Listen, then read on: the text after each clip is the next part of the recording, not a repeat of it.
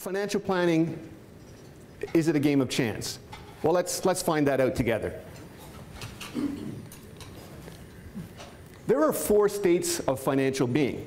Now, this is what I've learned in my vast years of experience. There's only 4 ways you can be in life in terms of your personal finances. You can be poor, you can be doing okay, you can be doing exceptional, or you can be rich. It's that simple.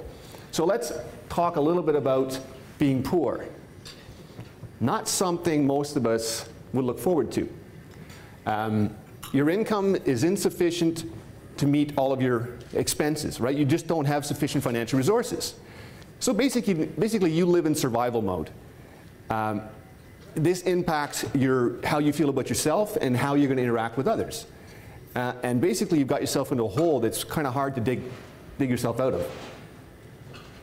Now, up from being poor is what I call just being okay. And this is where most Canadians spend their financial lives. They've got rising income.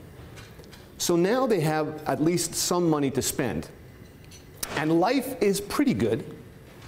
And then this funny thing happens where they become preoccupied with consumption. They're buying all kinds of stuff. And then some other funny things happen, and then being okay is maybe not so okay. Because now they've got some challenges. Cash flow is the first one. Credit cards is typically the second one. They've got rising debt levels. And basically, they're no longer in control of their financial state. They've lost control of expenditures. And now they're starting to muddle along and they're just not getting ahead anymore. So up from being okay is where most of us aspire to be, and that's to be exceptional in terms of your personal finances. So you've got good income.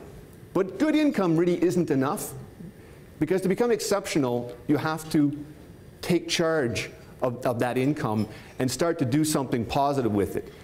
So you need to have some clear financial objectives that you're going to be motivated to strive towards. You have to learn to manage cash flow and to manage your expenditures. You have to come to grips with the fact that a credit card is not a means to borrow money. It is simply an easy way to pay for things. You've got to get control of your debt, and most people that become exceptional in terms of their personal finances pay down their debt aggressively, and then once they've paid off their debt, at that point they may decide to reborrow debt, but they're going to reborrow it for investment purposes or some other tangible objective that's going to improve their personal financial situation.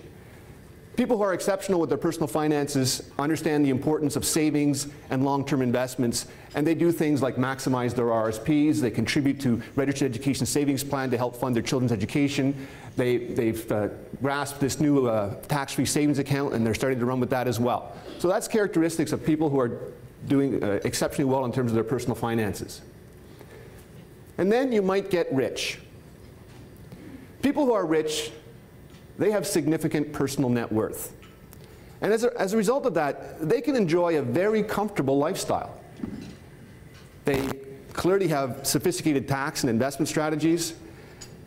And really what distinguishes a rich person from the rest of us is that it's very unlikely that they will consume all of their personal net worth during their lifetime. They clearly have significantly more net worth than they actually need.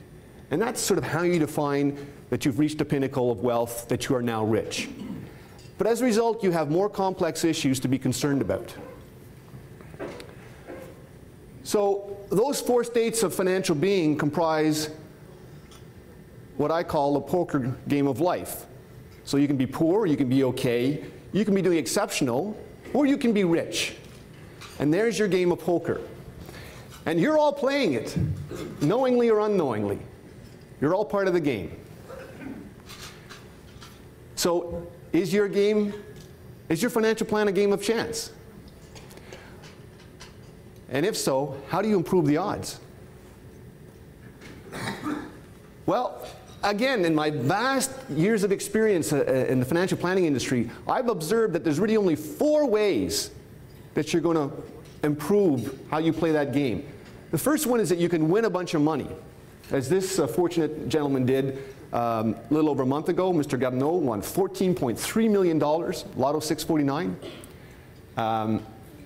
What's the odds of winning Lotto 649 in terms of the big jackpot? Anybody familiar with those odds?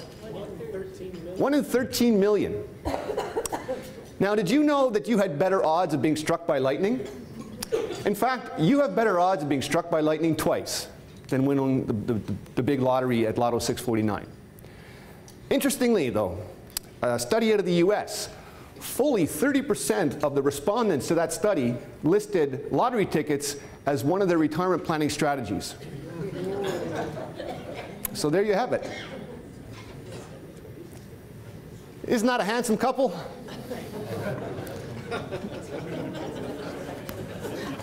So if you didn't win it, maybe you can marry into it. Anna Nicole Smith, featured here at the age of 26, being married to Texas billionaire J. Howard Marshall at the age of 89.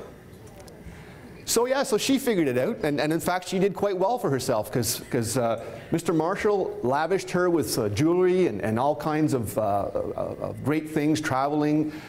In fact, rumor has it that he even paid for certain embellishments to her physical attributes.